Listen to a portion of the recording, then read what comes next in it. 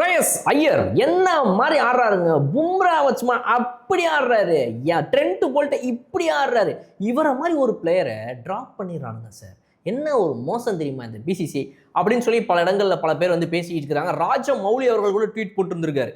RCB and PBKS வச்சு அவர் ஒரு tweet இந்த மாதிரி வந்து பஞ்சாப் கிங்ஸுக்காக இது ஆடி இருக்காரு, கேகேஆருக்காக இது பண்ணியிருக்காரு அது பண்ணியிருக்காரு. பட் ஆனால் அவரை ட்ராப் பண்ணிட்டே இருக்கிறாங்க. பட் இந்த பக்கம் பார்த்தீங்கன்னா நம்ம ஆர்சிபியோடைய இவர் விராட் கோலி சொல்லி ஒரு ட்வீட் போட்டிருந்தார். ஸோ எல்லா இடங்கள்லையுமே வந்துட்டு இந்த ஸ்ரேயஸ் ஐயருக்கு ஒரு அநியாயம் இழைக்கப்படுகிறது அப்படின்னு சொல்லி ஒரு கேள்வி எழுகுது இல்லையா? அது என்னன்றதை தெளிவாக பார்த்துருவோம். உண்மையாகவே ஸ்ரேயஸ் ஐயருக்கு அநியாயம் இழைக்கப்படுதா, அவருக்கு வாய்ப்புகள் கொடுக்கப்படவில்லையா, மறுக்கப்படுகிறதா, அதுதான் இந்த வீடியோவில் பார்க்க போகிறோம். Boys and girls and my dear buddies இருக்கும் ஹாய் ஃப்ரம் பாலா. ஸோ முதல்ல நம்ம பார்க்க வேண்டியது என்ன அப்படின்னா, இந்த இந்திய அணிக்காக எத்தனை பேர் போட்டி போட்டிருக்காங்க? 1 2 3 4 100 200 300 400 500 1000 2000 3000 4000 இப்படி தான் நம்ம எண்ணவே முடியும். அவ்வளவு பேர் போட்டி போட்டுக்கிட்டு இருக்கிறாங்க. அந்த அளவுக்கு ஸ்டாண்டர்ட் ஆஃப் கிரிக்கெட்டும் நம்ம இந்தியாவில் வந்து வளர்ந்துக்கிட்டே போயிட்டு இருக்குது. அதை நம்ம வந்து ஒத்துக்கிட்டே ஆகணும். இப்போ முன்னாடி வந்து ஒரு 10 பேருக்கு தான் வாய்ப்பு கிடைக்கும், அதுக்கப்புறம்லாம் கிடையாதுன்ற மாதிரி இருக்கும். அந்த 10 11 பேர் தான் வந்து ஒரு 10 வருஷத்துக்கு ஆடுவாங்க. நம்ம இதை 2 மெத்தடாக பார்க்கலாம். ஒரு சைடு நம்ம பார்த்தோம் அப்படின்னா, எப்பா இந்த 10 பேர் தான்ப்பா, இந்த 11 பேர் தான்ப்பா, இங்கே பாருங்க ஜெயிச்சாலும் தோத்தாலும் உங்கள் 11 பேரை நாங்கள் நம்பிட்டோம், அடுத்த 5 வருஷத்துக்கு நீங்கள் என்னாவது பண்ணி இந்த டீமை முன்னாடி கொண்டு போங்க அப்படின்னு நீங்கள் நம்பிக்கை வச்சு ஆடுறது. இது வந்து இதுக்கு முன்னாடி விளையாடிட்டு இருந்த மெத்தட் ஆஃப் கிரிக்கெட். இப்போ விளையாடிட்டு இருக்கிற மெத்தட் ஆஃப் கிரிக்கெட் என்ன அப்படின்னா, 2 மேட்ச் தான் வாய்ப்பு, சரி ஓகே ஒரு சீரீஸ் வாய்ப்பு தரேன், இந்த சீரீஸில் நீ ஆடலாம், அடுத்த சீரீஸ் டவுட்டு, அடுத்த சீரீஸ்லேயும் ஆடினா கன்ஃபார்ம் ஒன்றா முச்சு கட்டிடுவேன் அப்படின்ற மாதிரி ஒரு நிலைமை போகுது. காரணம் அவ்வளவு போட்டி இருக்குது. இன்னொன்று, நீங்கள் ஜெயிச்சே ஆகணுன்ற ஒரு வெறி ரசிகர்கிட்டையும் இருக்குது, பிளேயர்ஸ்கிட்டையும் இருக்குது. இது எல்லாத்தையுமே நம்ம வந்து பார்க்கணும். மேனேஜ்மெண்ட்டு, கோச் எல்லாருமே அந்த வெற்றி பர்சன்டேஜை பார்த்துட்டே இருக்கிறாங்க. ஒரு சீரீஸ் தோத்தா கூட மனசு ஏற்றுக்க முடியல வீரர்களுக்கு. அப்படிப்பட்ட நாடு நம்ம இந்தியன் கிரிக்கெட் ரசிகர்கள் இருக்கிற நாடு. இப்படிப்பட்ட இடத்துல போட்டி கடுமையாக இருக்கிறனால சின்ன சின்ன வாய்ப்புகள் அதுக்கப்புறம் அடுத்தடுத்துன்ற ஆட்களை போய்கிட்டு இருக்கிற இந்த நேரத்தில் ஸ்ரேயஸ் ஐயருக்கு மட்டும் இந்த மாதிரி நடக்குதா அப்படின்னா இல்லை. ஸ்ரேயஸ் ஐயர் சூப்பராக விளாடினாரு, வெறித்தனமாக விளாடினாரு, ரைட்டு. ஜஸ்பிரிட் பும்ரா இந்த மாதிரி ஆடினாரு, தேர்ட் மேனில் பாயிண்ட் மேலே இந்த பக்கம் அந்த பக்கம் டைசெக்ட் பண்ணி அடித்தார். அதெல்லாம் வந்து இன்னைக்கு மட்டும் கிடையாது, இதுக்கு முன்னாடியிலேருந்தே ஸ்ரேயஸ் ஐயர் அப்படி தான் ஆடிட்டுருக்காரு. இப்போ பழைய ஃபுட்டேஜஸ்லாம் காலையிலேருந்து வந்துட்டு இருக்குது, நீங்கள் தான் பார்த்துருந்துருப்பீங்க. இதுக்கு முன்னாடியே வந்து அவர் டெல்லிக்கு ஆடிட்டு இருக்கும்போது, டெல்லி கேபிட்டல்ஸில் ஆடிட்டு இருக்கும்போது எந்த மாதிரி விளையாடி இருந்திருக்காரு, அப்புறம் வந்துட்டு நம்ம இந்த கொல்கட்டா நைட் ரைடர்ஸ்க்கு ஆடும்போது எப்படி ஆடினாரு, இந்தியாவுக்கு விளையாடும்போது ஒரு Sri Lankan bowler left arm bowler வந்துட்டு எப்படி இப்படி தட்டி விடுறாரு பின்னாடி, இந்த மாதிரிலாம் வந்து இவர் முன்னாடிருந்தே பண்ணியிருக்காரு. ஜஸ்பிரிட் பும்ராவையும் அடிச்சிருக்காரு. ஸோ அப்படின்னு இவரோட அந்த ஒரு இதை வந்து எடுத்து காட்டுறாங்க.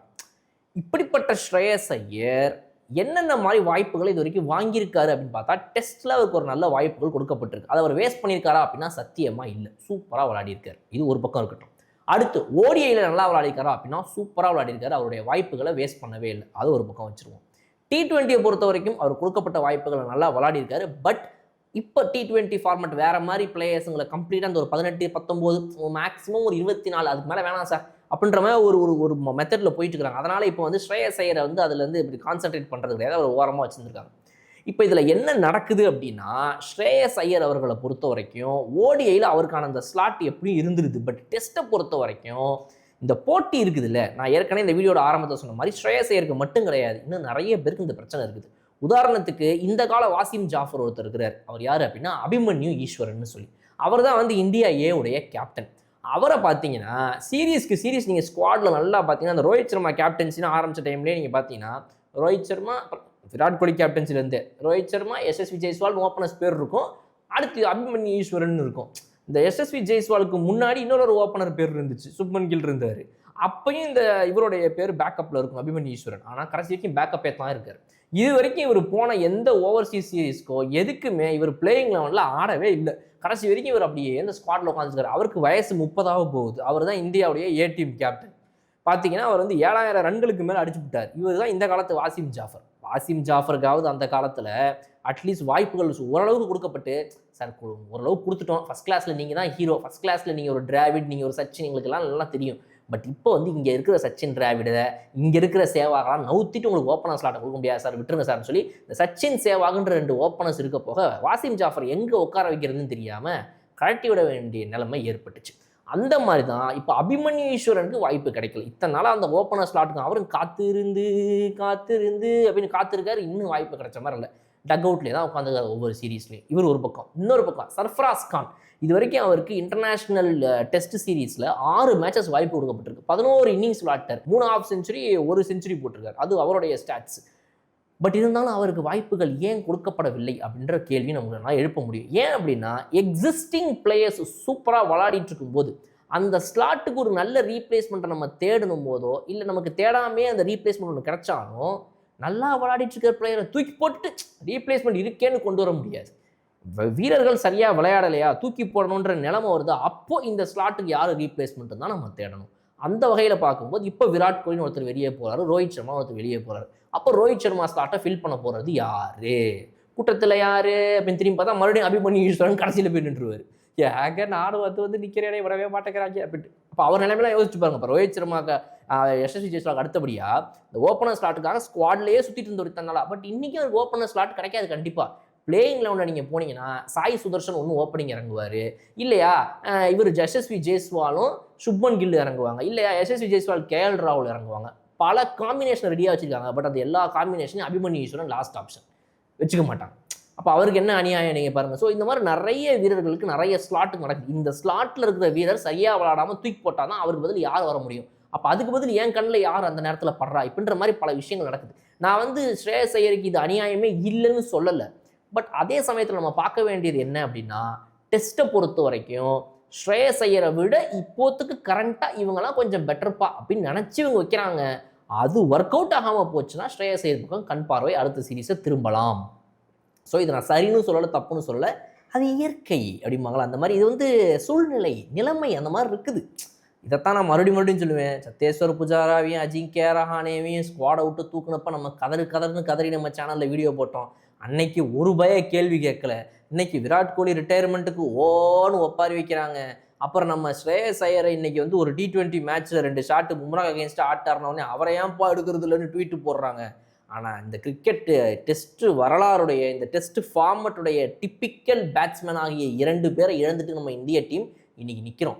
அந்த 2 பேரை மட்டும் நீங்கள் விளையாடிட்டு இருந்தீங்க அப்படின்னா இன்றைக்கி ஒரு ஆஸ்திரேலியா சீரீஸ்க்கு, இங்கிலாந்து சீரீஸ்க்கு மினிமமாக ஒரு 3-4 இன்னிங்ஸ் நல்லா விளையாடுவாங்கப்பா 2 பேர் அப்படின்னு ஒரு 8 பர்ஃபார்மன்ஸ் உங்களுக்கு கையில் கிடச்சிருந்துருக்கும்.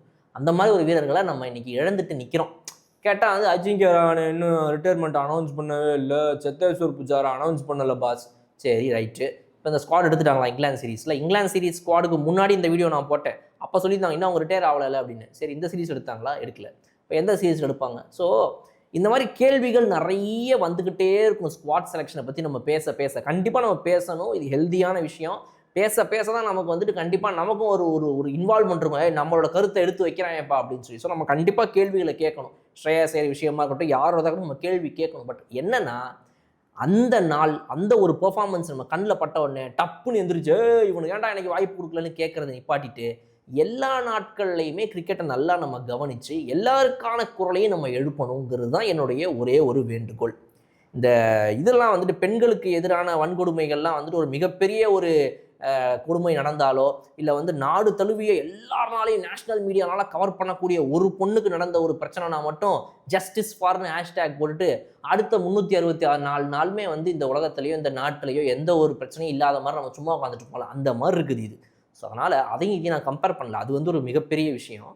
ஸோ இது கிரிக்கெட் ஒரு என்டர்டெயின்மெண்ட்டுக்குள்ள ஒரு விஷயம். பட் இருந்தாலும் நான் சொல்கிறேன், அதாவது நம்ம வந்து எல்லா நாட்கள்லையுமே எல்லா வீரர்களுக்குமே இந்த பிரச்சனைகள் இருக்குது. பட் இவர் ஒருத்தருக்கு மட்டும் இது இல்லைன்னு நான் சொல்ல வரேன். ஸோ ஸ்ரேயஸ் ஐயருடைய பிரச்சனையை நான் வந்து குறைச்சி மதிப்பிடலை. அதே நேரத்தில் அவருக்கான வாய்ப்புகள் கொடுக்கப்பட்ட வரைக்கும் அவர் நல்லா பயன்படுத்தியிருக்காரு. கண்டிப்பாக ஸ்ரேயஸ் ஐயர் இந்த ஸ்குவாடில் இருந்திருக்கணும்னு நானும் எதிர்பார்த்தேங்கிறதையும் இந்த வீடியோ இறுதியில் நான் சொல்லிக்கிறேன். ஏன்னா KL ராகுல், ஸ்ரேயஸ் ஐயர் 2 பேர் சீனியர் பிளேயர்ஸ் மிடில் ஆர்டரில் இருந்திருந்தாங்கன்னா இன்னும் ஸ்ட்ராங்காக ஒரு நம்பிக்கையாக போயிருந்துருக்கலாம். நம்ம ரைட்டுப்பா, விராட் கோலி இல்லை, சத்தேஸ்வர் புஜாரா இல்லை, அஜிங்கியா ரஹானே இல்லை, ரோஹித் சர்மா இல்லை, திரும்பி பார்த்தா இந்த பக்கம் அட்லீஸ்ட் ஒரு யசஸ்வி ஜெய்ஸ்வால், சுப்மன் கில்லு, ஸ்ரேயஸ் ஐயர், KL ராகுல், இந்த 4 பேர் இருக்காங்க. ரைட்ரா, ஓகே, ஏதோ ஒரு நம்பிக்கை இருக்குன்னு இருந்துருக்கலாம் நம்ம.